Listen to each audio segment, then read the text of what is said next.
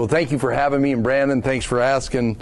You know, Bob talked about a little bit. I'm kind of an old industry Idaho guy, but early on in my business career, I was very young. I was put on the Idaho Association of Commerce and Industry board, and one of the first things we did, and it was all with private money. It was businesses put up money, and we did a analysis of higher education in Idaho, and we brought in a pretty renowned expert, and we did a study about where are we in Idaho as far as higher education, and we all agreed in the recommendation that we needed to attain a higher level of capacity in our higher education system. And so some of the things we recommended was that the State Board of Education, that's who governs all the colleges in the state of Idaho, that they put in roles and missions. In other words, currently now ISU has the health assignment, and Boise State has the business, and of course more recently the materials science part of it because of Micron and what Micron does. University of Idaho, of course, has the old mining, agriculture part of the area, and a lot of the new areas, biological science that exists. And so we made that recommendation. The state board took it, and this is back in the 80s. The last time we had a significant slowdown in the state, and I'm trying to relate how, when times are tough, how things change. And then one of the other recommendations we made was that every successful state has a very dynamic, robust community college network. And so we looked around the state of Idaho, and Pocatello ISU quasi-serves as that, and of course College of Southern Idaho at Twin Falls, LCSC, and then North Idaho College. But the Treasure Valley, where we all live, had no community college, and so we made a recommendation. This is back in the 80s. That it would do two things, that a community college in the Treasure Valley would do two things. One, it would create the opportunity for more affordable education, and importantly for business, which those of us that were picking up the tab to pay for the study, was a workforce development area to where you and your businesses could elevate your workforce by sending them to community college basically at a lower tab than sending them anywhere else. And so, like I said, this was like 1982, 1983. Well, the College of Western Idaho didn't evolve until 3 years ago, and they're on a glide path to have 10,000 students next year or year after next. So it took us a while to get there, but it did two things. For this Treasure Valley, it gave us a workforce development avenue to where affordably we could have our children educated, we could educate our workforce, we could retrain our workforce, but more importantly, if you're in a field where you've got to have a more sophisticated workforce, it gave Boise State the capacity to become what Bob talks about as the Metropolitan Research Institution of Distinction.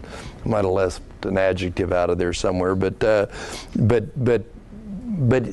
was critical.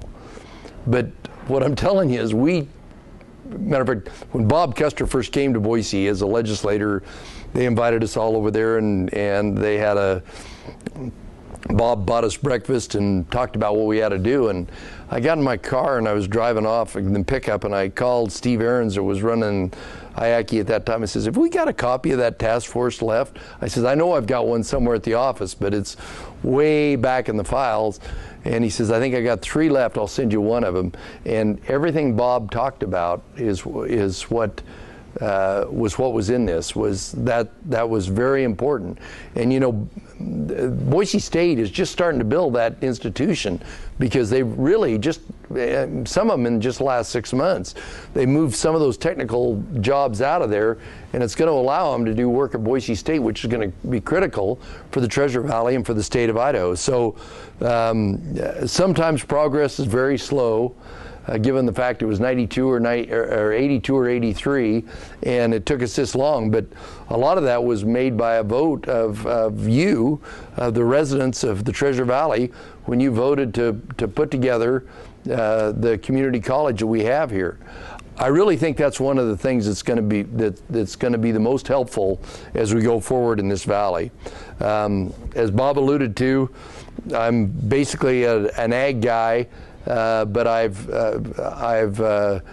ventured off into some private equity firms where we do kind of some quasi-modern manufacturing, and it changes my perspective about life, about what's going on. You know, the concept of lean manufacturing and some of those things are things that I wasn't exposed to in my previous life. So it does shape how you view the world. And then, frankly, I held statewide offices in the agricultural area in IACI and the Community Foundation, so I spent a lot of time traveling the state. But getting to campaign and going out to listen to people is somewhat different. So in the Senate, I worked on tax issues. I was a caucus chairman, but I spent a lot of time trying to come up with bipartisan solutions to complex problems. Sometimes it was successful and sometimes not so successful. But since I've got this job, the governor, constitutionally I have two jobs, and that's to preside over the Senate and then to serve as governor when the governor's gone, but that sounds better than it really is. You don't invade countries but the main thing is if there's some kind of a disaster, you serve. But the governor's been very generous in allowing me to attend both majority party and minority party leadership meetings, work on economic development, and I work on appointments. We got about 600 people we appoint every year to boards and commissions all over the state, and that gives me a view of the state of Idaho. And then economic development. I've done trade missions to both Asia and Europe, and frankly, matter of fact, I'm thinking about Latin America, and but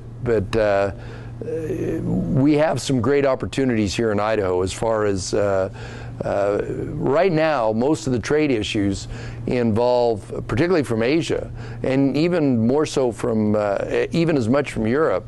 They're interested in Idaho as a place to put their foothold in to expand their business footprint in the Pacific Northwest. It's no secret that the cost of doing business in Idaho is less than it surely is in California, Oregon, and Washington, and we're frankly competitive with all the other states. So if you look at a map and see where we are, a lot of these foreign entities are very interested in having a footprint here, in investing here, creating jobs, and advancing their economic their economic trade with us. Of course, we're always interested in selling our goods out of state, but I will tell you that given the economic situation that exists in the world, given the economic situations that exist here, I think Idaho is well positioned to be a net gainer of jobs with foreign investment. But one of the other things I do is this last year and a half, I chaired the governor's task force on transportation. And you know, we in Idaho are very challenged from a transportation standpoint. We've got one kind of seaport. We've got geography that's very challenging to the state of Idaho. And more importantly, the most important number to remember is it takes twice as many people in Idaho. We've only got half as many people in Idaho to pay for a mile road as there are in Utah, Oregon, and even less than Washington. Now, Wyoming's in a little better shape, but they got all that oil and gas revenue that they subsidize their roads with. So doing the very right thing in transportation is very critical to our future here in Idaho, because we are spatially challenged as far as getting our goods, particularly out of rural Idaho, but even out of mainstream Idaho. And so transportation infrastructure is going to be important. We came up with what I think is a very good plan. We're not going to implement it this year because there's no feeling of consensus that we ought to raise any kind of taxes in Idaho, particularly at this point in time when the number one issue of everybody over in the State House, and I think everybody in the state of Idaho, is we have to do everything we can to expand job opportunities in Idaho, and that's where we are. Speaking of job opportunities in Idaho, I've been looking around at this business economic development is a contact sport with the other states, and so you say, what's, just as you do as young professionals, what's my portfolio? What are my strengths and what are my weaknesses to compete? And it's not unlike a business, and that's your balance sheet, your income statement, and your workforce. And from a business standpoint. And from a balance sheet standpoint, we've got a very good balance sheet. There's only 3 states that have less debt per capita than the state of Idaho. We've got a state pension fund that's a defined benefit pension plan, which is probably one of the best funded in the United States. We've got a hold of our downstream state employee insurance issues to where when you look at all the possible detriments to a business investing in Idaho that might exist there on the local tax or the state tax issue, we've got our arms around there. We've got a good balance sheet. From an income statement standpoint, we're not spending any more than we've got coming in. It's a continual challenge given what's happened in recent years. But if we get over this hurdle of the next 3 or 4 months, I think we're going to be as well positioned as anything. And why is that important? If you're a business from outside of the state or inside the state, that is the looming problem from the federal government. I think everybody in here understands that the federal government is broke, and they're going to have to do something. And there's 2 options. Well, they have 3 options. They can raise taxes, cut spending, or print money. Or borrow. 2 of those options the state of Idaho doesn't have. I think that they're going to start shifting responsibilities down to the state. That's why it's so important for us to have a balance sheet that we're in good shape to where we can tolerate that, to where we've got our infrastructure in good condition. A lot of these other states have taken this federal money and they haven't done anything to account for it. Pension funds is a good example. There's a lot of places in the East where property taxes in local communities are going up by 10, 15, and 20% just to allocate for the unfunded problem in their pension fund. That isn't going to happen in the state of Idaho. We've got a statewide plan that covers both the locals and the state, and it's very well funded. So, as I go out and talk to businesses, as we receive calls about existing businesses that want to expand or outside businesses that want to come in, that really resonates with them. Education. There's a lot of debate taking place today about public education. I can tell you that it's a priority for the state of Idaho that the critical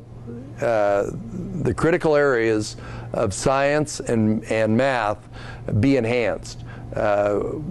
We've actually been one of the best in the country. We've actually been very successful with our reading initiative that we started off in the lower grades. We've got some more work to do, and there's a big discussion that's taking place on that today. But you can't be competitive in this world if you don't have good science and math skills. Higher education, I talked quite a bit about the College of Western Idaho and what that does as far as freeing up capacity at the other institutions, as far as what that does as far as workforce development. I think that's very helpful, and I have a lot of job locators that talk about that. We had the governor had a series of conferences about economic development, and one of them was we had a business conference, we had a small business conference, we had a finance conference, we had an innovation conference. This is the results of the innovation conference. And matter of fact, today, as I was preparing to come down here, the recommendations from a lot of the great innovators from all over the state that were in there, there's about 4 major recommendations, and I can attest to you that 3 of these have been implemented already. One of the big ones was, what do we do as far as technology transfer? If I'm a young innovator, or an old innovator, or a middle-aged innovator, how do I go to the universities and say, I want to take some of the research you're doing and turn it into a product? And every institution in Idaho, the 4 major institutions, University of Idaho, LCSC, Boise State, and ISU, all had different protocols. So there was no way of knowing what they were going to do. The state board and the colleges all worked together, and they came up with a common protocol to where you can call any of the institutions of the state board and say, you know, there's some research going on in Boise State in materials science that I think is applicable to something I want to do.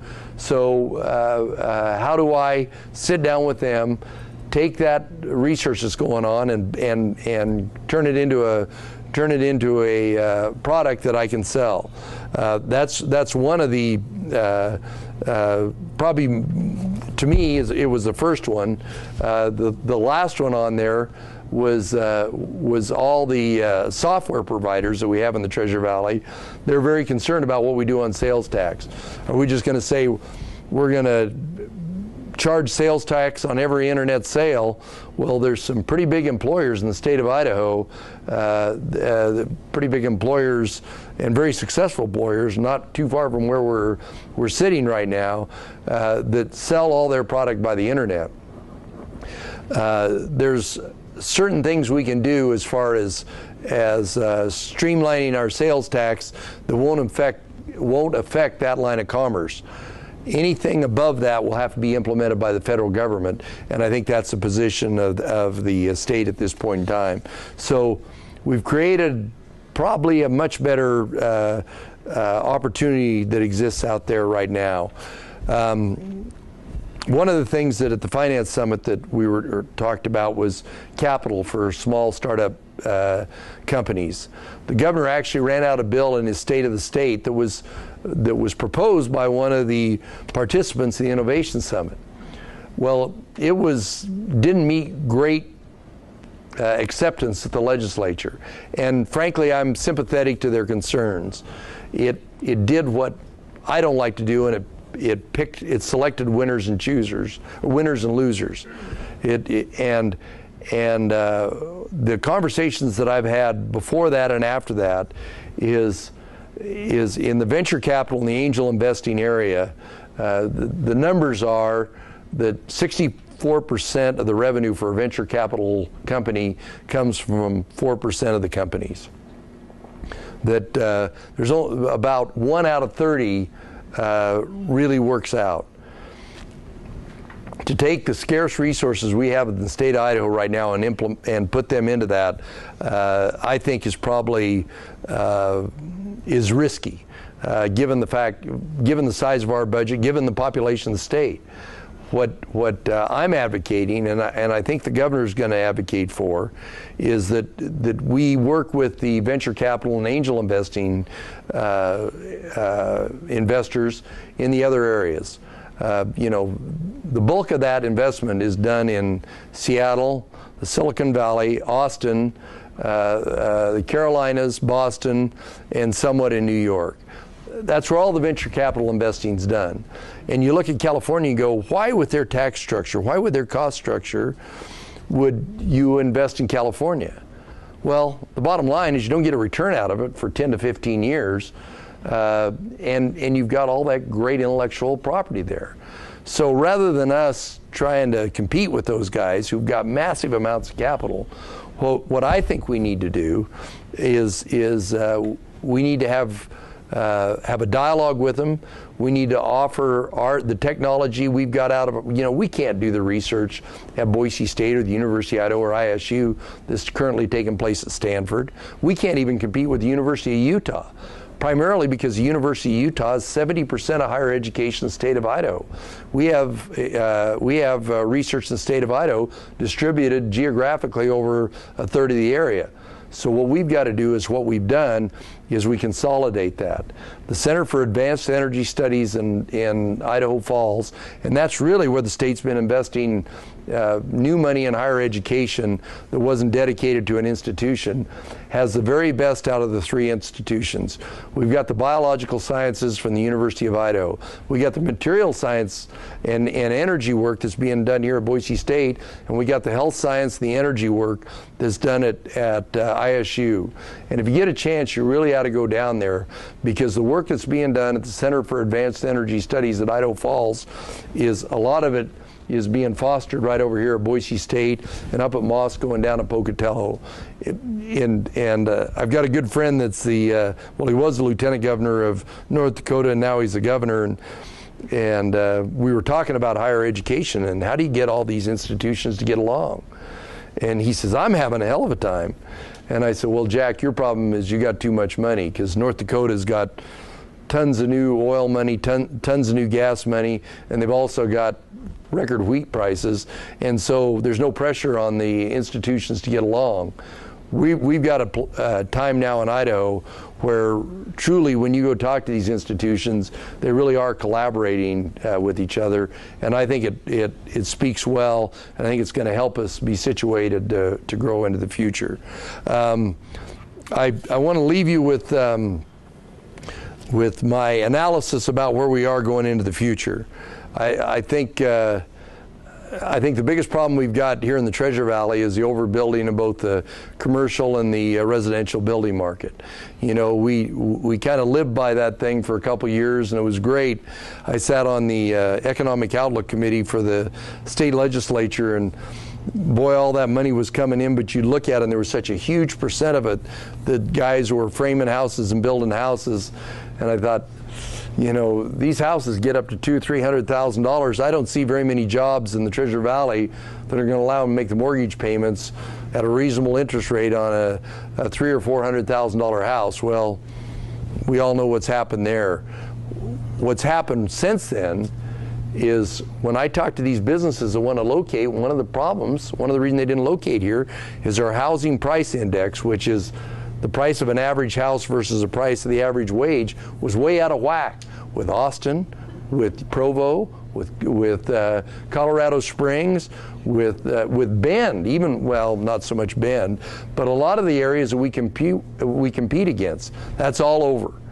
So our natural ability to compete is now back in sync. I'm sympathetic with the people that were investors in the residential real estate market, but in fact that was not a sustainable. That was not sustainable.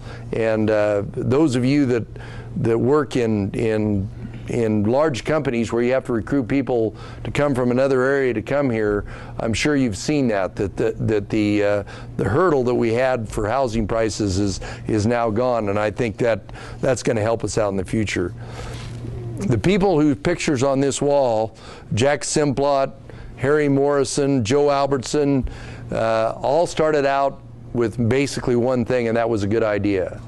And what they did was they were in times of change. And one of my favorite sayings is, change is inevitable, adaptation and survival are optional. Some of the people whose pictures on this wall were all people that adapted to change. That's my advice and counsel to you, and with that, I'd love to answer some questions. Hard questions, easy questions. I'll start. Sure. It's not something that you addressed in your speech, but still a concern in Idaho is the wolf population.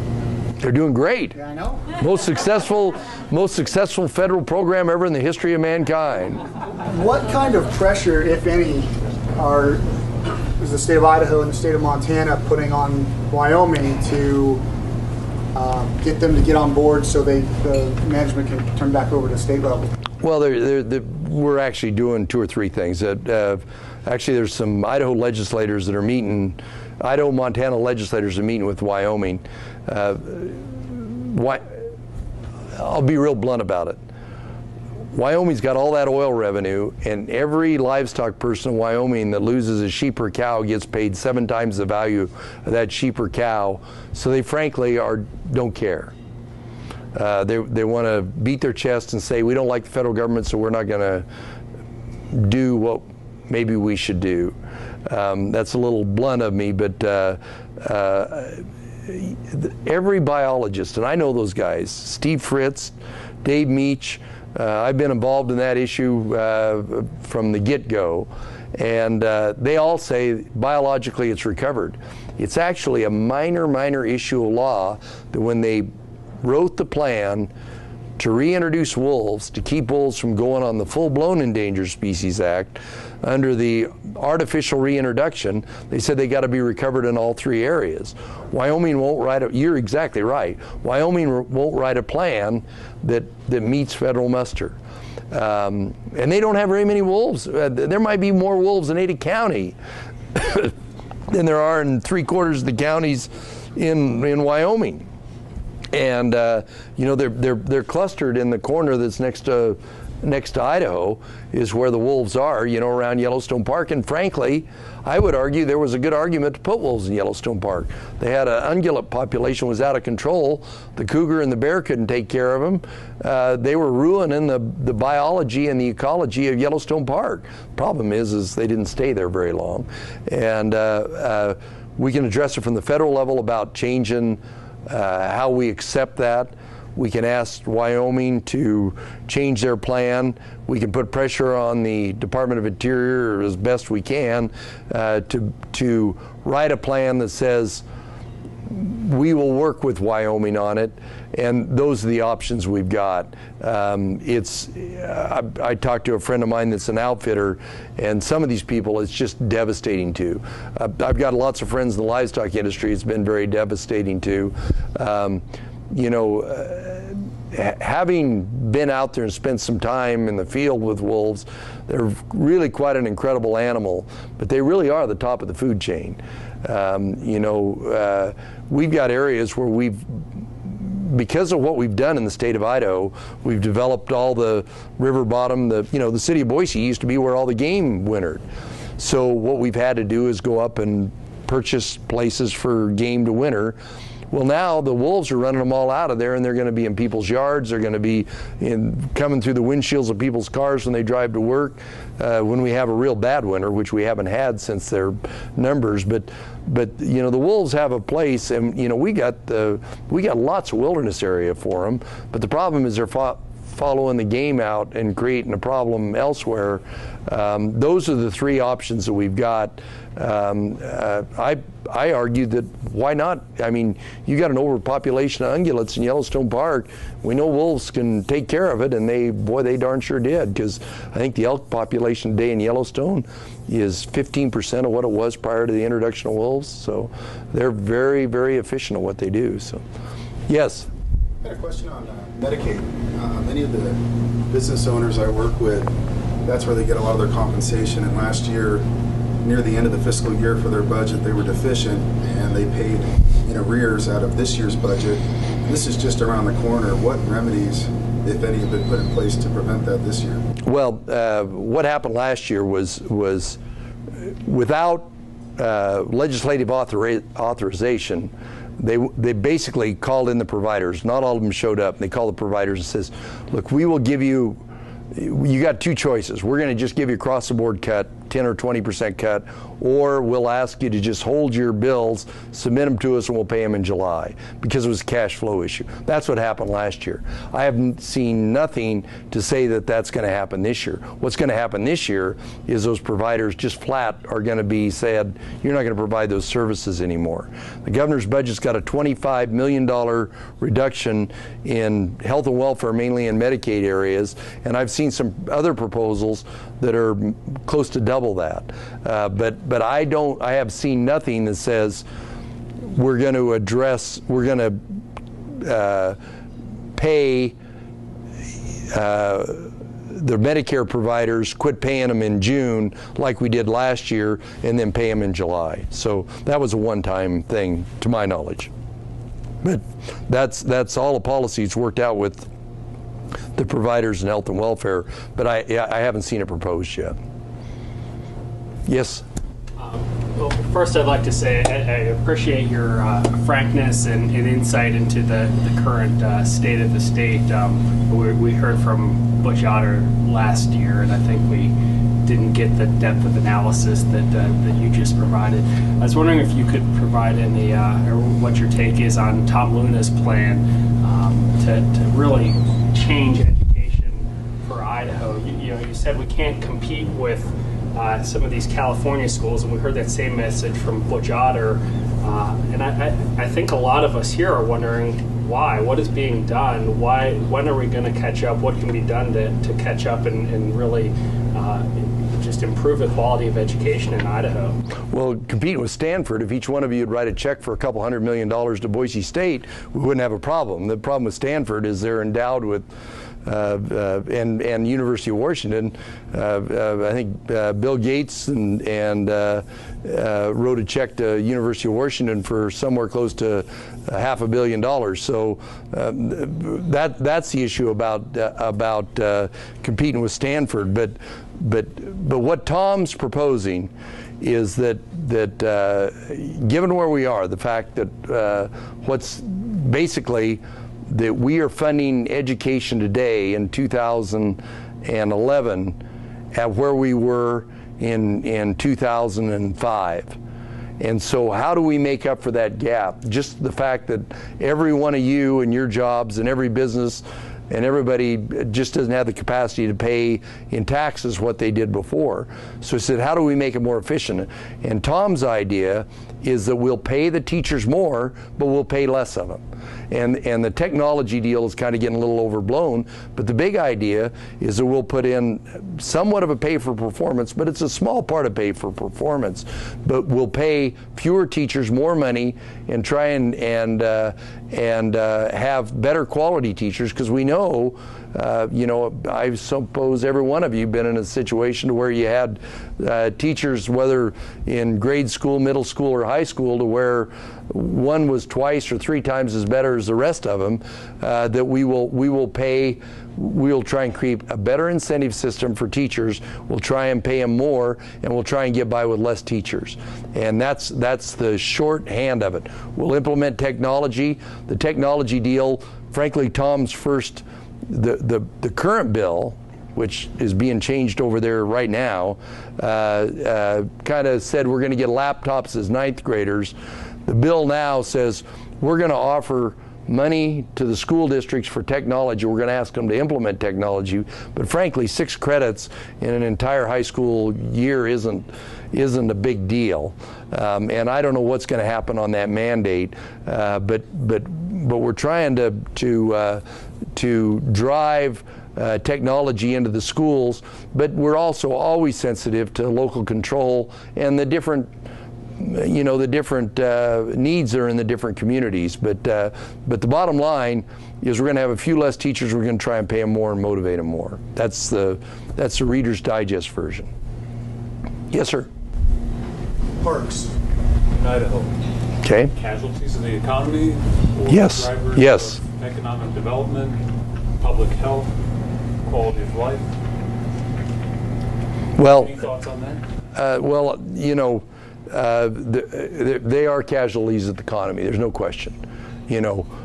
Public education, the services for the most downtrodden, those services.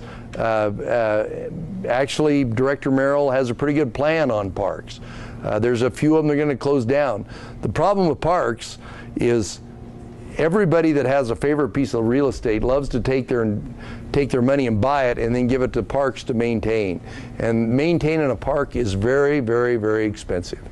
And so, the governor put some pressure on them to come up with a business plan for each park. They have done that. And frankly, I think that the bulk of the people that utilize the parks would say, yeah, it's costing me a little more, but we're getting along.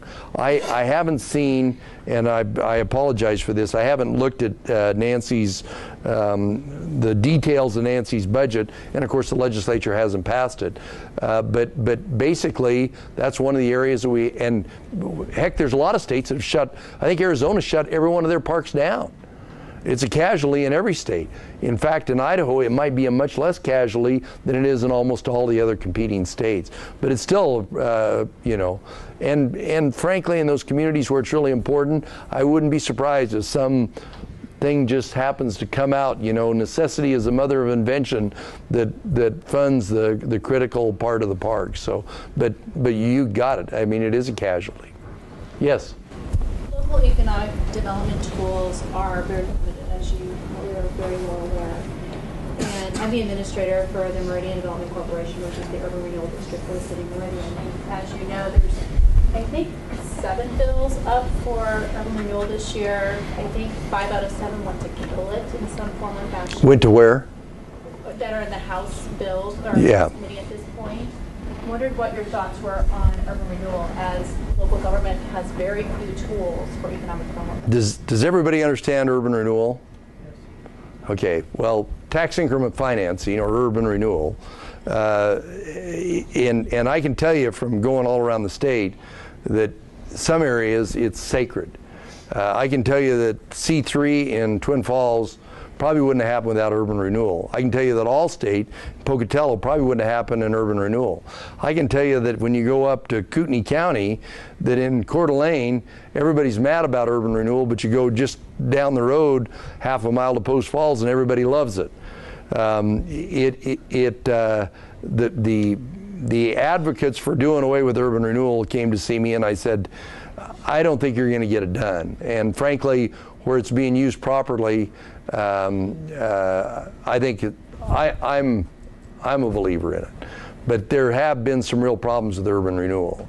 And one of my pet peeves is we've got, I really believe in participatory government.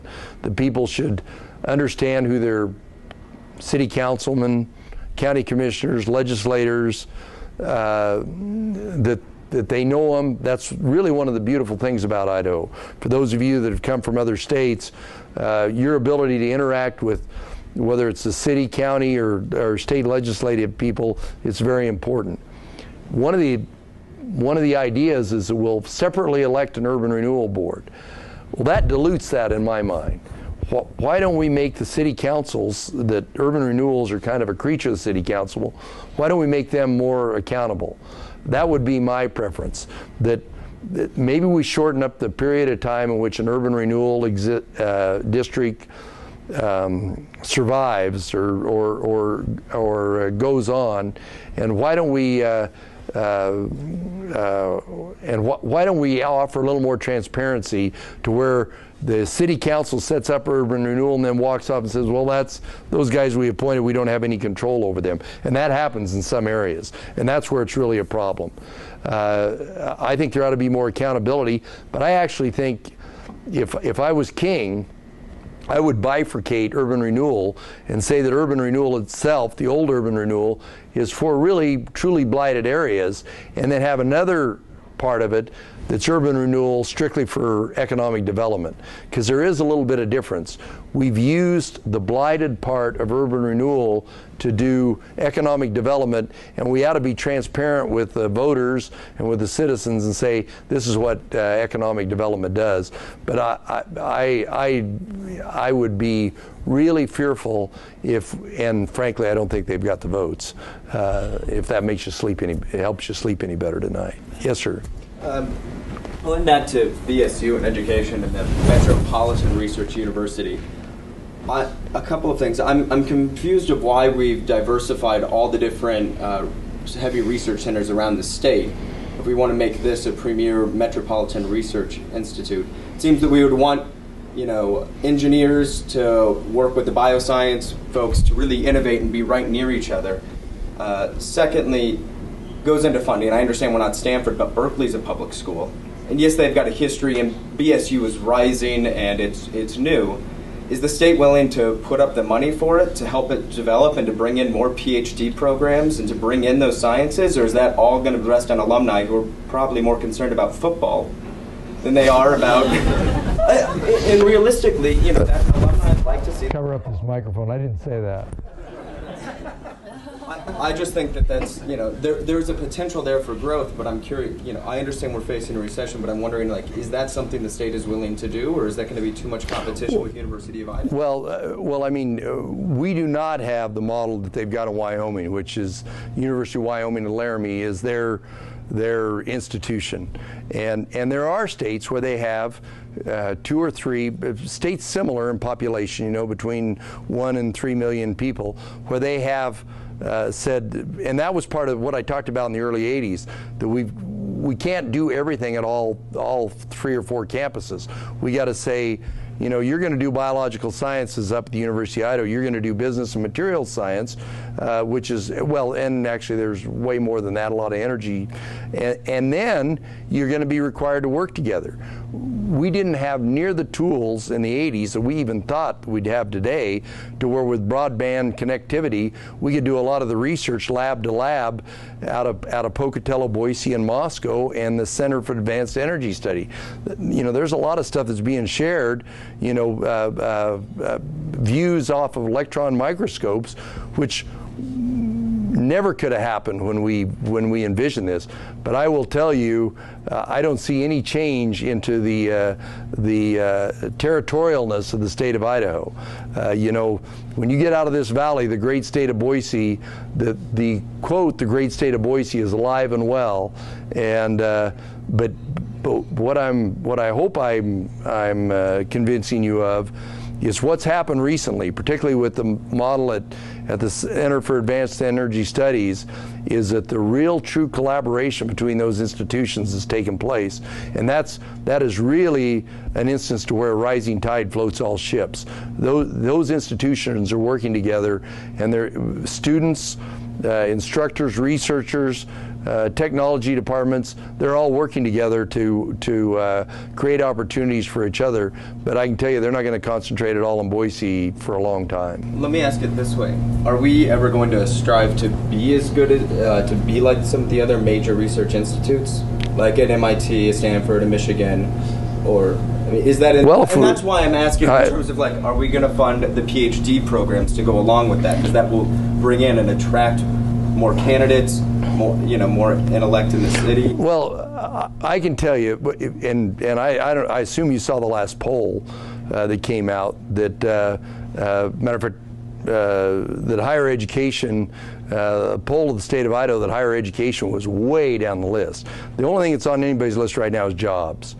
But I think there's critical mass over there to do all we can at this point in time to protect education. But to say we're going to write a check and increase everybody's taxes to put a bunch more money into higher education, I don't see it. I met with minority leadership this morning. They weren't talking about it.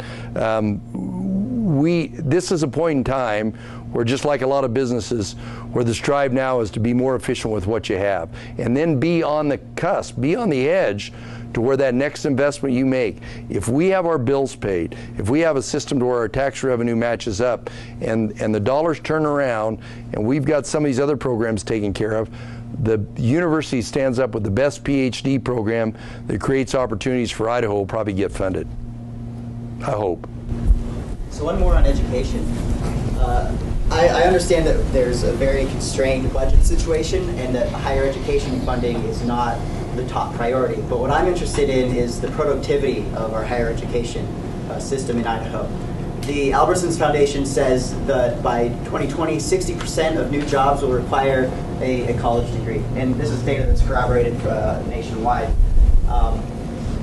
What I'm wondering is, since we have a state board of education that's fairly uniquely set up to manage, as they so well put it, everything from K to 20 in Idaho, why aren't we able to see some more synergy in terms of managing it as a unified education pipeline to create higher quality degrees and a higher quality workforce for the state of Idaho to match up with those jobs? And I guess another way of thinking about that is, how come in the Department of Education's plan there is not more emphasis on college-going rates and creating college-ready students to go on to higher education opportunities in Idaho? Well, Tom would tell you there is, and frankly, I mean, that's part of the technology is is a lot of these rural school districts. Technology is going to be the tool to. Brandon, did you take the advanced calculus when you but Adam's 31, and I mean they act like this is new. Our oldest son is 31, and he took the advanced calculus, and that was through the old Micron Center, which was a pretty bad picture and pretty old technology. But the concept of allowing, it's the mirror image of No Child Left Behind. What we're trying to do is implement technology in there to where those students that want to excel and want to have a better capability to go ahead can get those AP classes, and we can offer more AP classes in different areas. I think at Emmett we offered calculus. That was it. But whether it's whatever it might be that we could offer as dual enrollment in those high school classes to where those kids have the leg up to go on to higher education. That's part of the technology component of Tom's plan. But the state boards, one of the big things, and that's why I talk so much about the College of Western Idaho, is the affordability part of it. We've raised, much to my dismay, we've raised tenure at our three major institutions. But at the same time, we've created 9,000 slots at the College of Western Idaho where people can take credit classes at $110 a credit hour instead of $200 a credit hour somewhere else. When you net that out, the cost of education has gone down. If you take 2 years at College of Western Idaho and then you go on instead of taking 4 years at Boise State. Yes, sir. Yeah, but with the influx of these for-profit universities in town that moved in the last few years, don't you see the cost of education in these institutions increasing and offsetting that? I don't have any control over those institutions. Where do you see them playing a role as far as the overall plan? Well, I mean, if the for-profit institutions come in and provide a good product, more power to them. I'm as big an advocate for private enterprise as anyone, and if they provide the services, more power to them. And in fact, they get workforce training dollars. They get, and of course, the big issue on the federal level is they get guarantees on college loans. So. And that's how they're getting a lot of their students. Yeah. But the overall mission of the state board is truly K-20, and so but the governor and the state board, I think, agrees with it, is that they should really concentrate on. We almost have too many cooks in public education, and under our Constitution, Tom Loon is elected to run K-12, and so they actually serve as the auditors, that the performance records on how students are doing are accurate. That's the state board's position right now. And then, matter of fact, I told you about all the great things we did in the recommendations of the higher ed task force in the early 80s. One of them was to bifurcate the board, have a public education board and a higher education board. Janet Hay bought that bill 2 or 3 times. I think I went over and lobbied for it, but it was actually Bob Custer that came here and said every state that split their board is now bringing them back because higher education's blaming public education because they're not prepared, and public education's blaming higher education because they don't send them good enough teachers, and so they've had to put them back together. I think most national experts on education would say that the model we have here in Idaho is probably the right one given the size of the state. Just to be fair to our speaker's time, it is 7 o'clock. We want to have maybe one last question. Okay. And we'll start wrapping up. Yes, sir. You had mentioned You got notes? Jeez. Okay. Well, you had mentioned you had grand ideas for transportation, but you didn't really mention what they were. I didn't know if they were top secret, or are we getting a light rail from Mountain Home to Ontario? No, just from here to Emmett. So Brandon and I can go home. I was just wondering if you could. Well, actually, you can go to the State Department transportation website and see you can see the task force report. But what we basically did is say we'll look at all options. We generally want it to be user pay, because the states that didn't have user pay, where they're putting general fund in it, are now taking the general fund out to pay for what they should be paying for, education, health and welfare, et cetera. We've been kind of lucky in that we got the federal stimulus money, and we actually had the Garvey money to pay for some of the critical capacity problems. And then, frankly, our new director of the Department of Transportation has taken a 1960s model transportation department and really modernizing it and making it a lot better and a lot more efficient. That's given us a little breathing room before we have to probably make some critical decisions on transportation. Actually, believe it or not, Brian testified this morning, the head of the Department of Transportation, and the Idaho Department of Transportation was rated as the most transparent transportation, where you could go in and see what's going on, of one of the most transparent systems in America. And there's good things going on up there, but they're going to have some money. Our bridges that are engineered to last for 50 years are going to have to last 120 years if we don't do something pretty soon. And that's a public safety issue that we can't have here in Idaho. So, yes, sir. Real quick, that topic right there has been an issue, but I don't see from all the conversation about it that it's been made a priority. Well, when we got done with the report, and we were looking at that time with the numbers we had, we were looking at a $300 million cut in the budget. We all cumulatively, every one of us, the Republicans, the Democrats, everybody, we all said we can't significantly raise transportation fees, whether it be registration or fuel tax, in a time when public education, health and welfare, we might be in a position where we're letting people out of prisons. We better address, and the most important thing right now in Idaho, and everybody agrees, is what do we do to create an atmosphere for more jobs?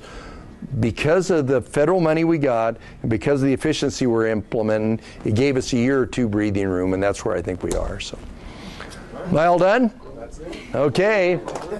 Thank you.